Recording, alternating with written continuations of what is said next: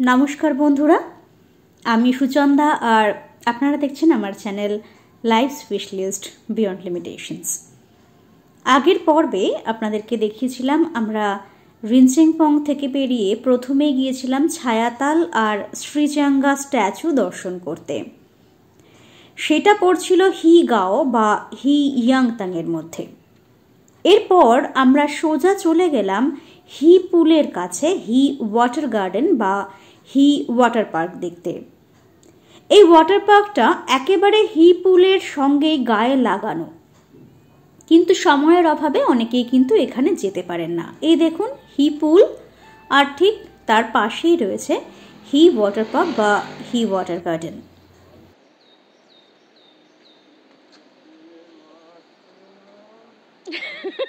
ভয় লাগছে?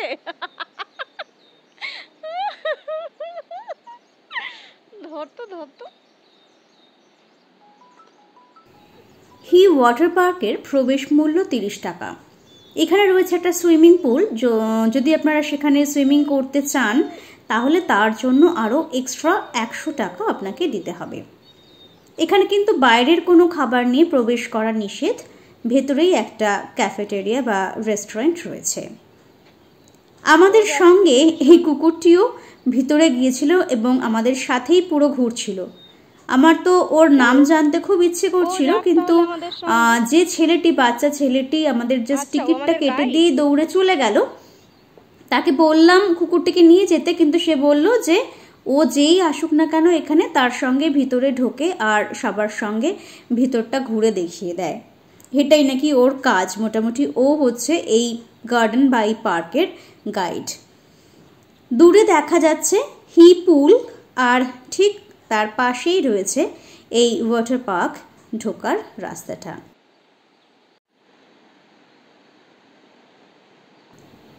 ওর নাম তো জানা হলো না, কিন্তু ও বেশ ধীরে সুস্থেই হেঁটে হেঁটে যাচ্ছিল, আমাদের আগে আগে যাচ্ছিল। আর আমি যেহেতু একটু ভিডিও করছিলাম তাই একটু পিছিয়ে পিছিয়ে যাচ্ছিলাম আর কি।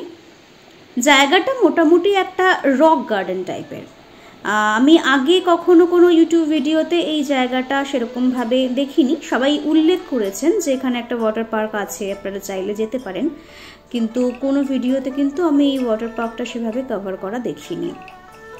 সামনে যে সিঁড়িটা দেখা যাচ্ছে ওখানেই রয়েছে একটা রেস্টুরেন্ট বা একটা ক্যাফেটেরিয়া যাই বলা যাক। তখন সবে মাত্র আর কি সেটা খুলেছে, তো সেখানকার যিনি ওনার তিনি তখনও ছাড় দিচ্ছেন আর কি।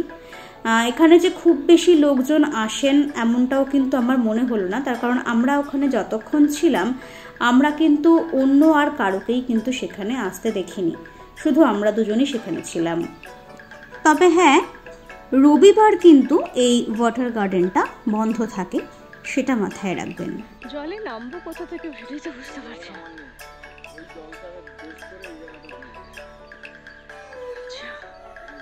এখানেও টয়লেট ওয়াশরুম সবই রয়েছে, কোথাও না কোথাও দিয়ে তো নামা যাবে।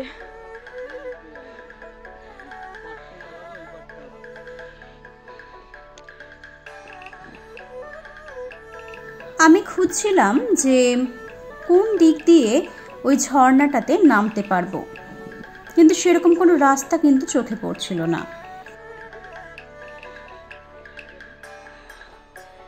আচ্ছা, এই সুইমিং পুলে এটাই হচ্ছে মেইন অ্যাট্রাকশন।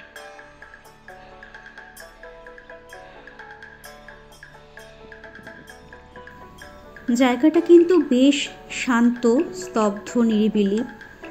শুধু একটা ঝর্ণা প্রবাহিত হচ্ছে আর সেই ঝর্ণার থেকেই জলের একটা শব্দ ভেসে আসছে। এছাড়া আর কোনো শব্দ সেখানে নেই। হ্যাঁ, তার সাথে সাথে জঙ্গলের মধ্যে একটা ঝিঝি পোকার ডাক শোনা যাচ্ছিল। এখানে সাধারণত লোকাল মানুষেরা পিকনিক করার জন্য আসেন, অথবা ফ্যামিলি নিয়ে কিছুটা সময় কাটানোর জন্যও কিন্তু এই ওয়াটার গার্ডেনটা আদর্শ। আর সেখানেই আপনারা চাইলেই কিন্তু একটু গা ভিজিয়ে নিতে পারেন সুইমিং পুলে। এখানের আরও একটা আকর্ষণ হচ্ছে এই রোটেটিং প্রেয়ার হুইলটা। এটা কিন্তু অটোমেটিক্যালি ঘুরেই যাচ্ছে, কারোকে ঘোরাতে হচ্ছে এমন কিন্তু ব্যাপারটা নয়। দূর থেকে এটা দেখতে পেয়ে আস্তে আস্তে এগিয়ে গেলাম এই রোটেটিং প্রেয়ার হুইলটার দিকে। সাধারণত প্রেয়ার হুইল যখন ঘোরে তখন একবার সম্পূর্ণ পাক খাওয়ার পর একটা ঘন্টা বাজে, কিন্তু এক্ষেত্রে কেন জানি না ঘন্টাটা কিন্তু বাজছিল না, কিন্তু ঘন্টাটায় টাচ করছে না।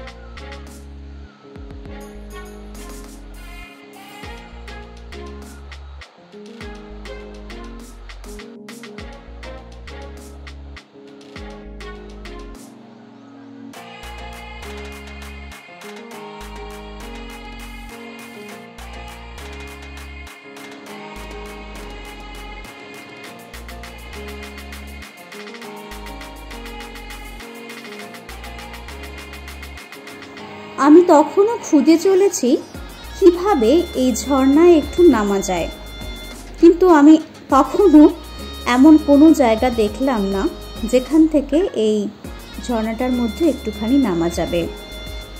বরং দূরে দেখলাম পাহাড়ের গা বেয়ে বেশ সিঁড়ি উঠে গেছে, অর্থাৎ বুঝলাম যে এখানে কিন্তু বেশ কিছু ট্রেল রয়েছে। এই পথ দিয়ে কিন্তু হেঁটে সেই পাহাড়ের মধ্যে দিয়ে জঙ্গলের মধ্যে যাওয়া যায়, কিন্তু জলে নামবো কিভাবে সেরকম কোনো রাস্তা বা পথ কিন্তু দেখতে পেলাম না। আরও একটা বিষয়, জায়গাটাতে প্রচণ্ডই পোকা, মানে যেহেতু শুধু জল আর জঙ্গল তাই জায়গাটাতে বেশ পোকামাকড় ছিল। আর ঝর্ণাতে জলও কিন্তু খুবই কম ছিল, তবে জলটা পুরো একেবারে পরিষ্কার ছিল। ভীষণ ইচ্ছে করছিল এই ঝর্ণার জলে একটুখানি পাটা ভিজিয়ে বসে থাকবো, কিন্তু দুর্ভাগ্য যে কিছুতেই সেখানে নামার পথটাই আবিষ্কার করে উঠতে পারলাম না। এই ওয়াটার গার্ডেনটা কিন্তু বেশ অনেকখানি জায়গা জুড়ে অবস্থিত। যদি পুরোটা আপনাদেরকে ঘুরে দেখতে হয় তাহলে কিন্তু বেশ অনেকটা হাঁটতে হবে।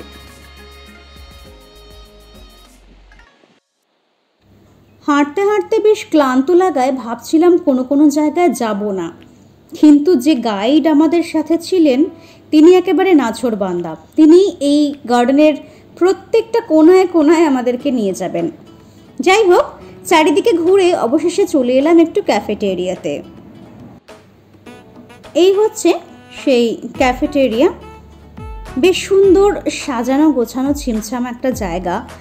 একসঙ্গে বেশ অনেকজন কিন্তু এখানে বসতে পারেন। খাওয়া দাওয়ার ব্যবস্থা কত দূর সেটা ঠিক বুঝলাম না, তার কারণ এখানে তো খুবই কম লোক আসেন দেখলাম। তবে কিচেনটাও বেশ পরিপাটি করে গোছানো। আর সব থেকে ভালো লাগলো এর রুফটপ সেকশনটা। এই সিঁড়ি দিয়ে উপরে উঠে গেলে, মানে যে উপরের যে ফ্লোরটা রয়েছে সেখান থেকে পুরো এই ওয়াটার গার্ডেনটা অনেকটা দূর পর্যন্ত দেখা যায়। আর এখানে বসে কিছু মানে চাটা নিয়ে বসেও অনায়াসে ঘন্টার পর ঘন্টা কিন্তু সময় কাটিয়ে দেওয়া যায়। দারুণ সুন্দর ভিউ পাওয়া যায় এই রুফটপ ক্যাফেটেরিয়া থেকে। তাই চলার পথে আপনারা যদি মনে করেন একটু বিশ্রাম নেবেন, তার জন্যও কিন্তু এই হি ওয়াটার গার্ডেন অনবদ্য।